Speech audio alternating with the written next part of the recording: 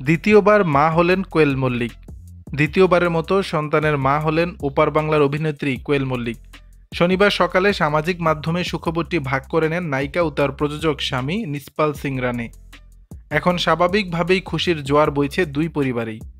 এর আগে দুর্গাপূজার সময় অন্তঃসত্ত্বা হওয়ার খবর প্রকাশ্যে আনেন কোয়েল মল্লিক।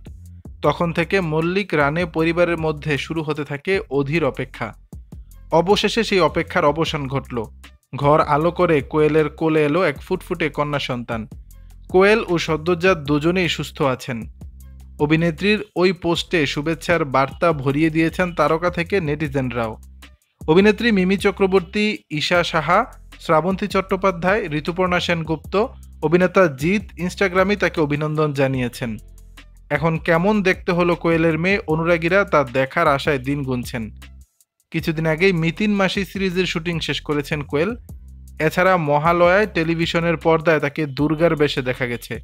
ছেলে কাবিরের জন্মের পর কাজে ফিরেছিলেন তিনি। এবার মেয়ের জন্মের পর কতদিনের মাথায় নতুন কাজ নিয়ে পর্দায় ফেরেন, সেই অপেক্ষায় তার অনুরাগীরা।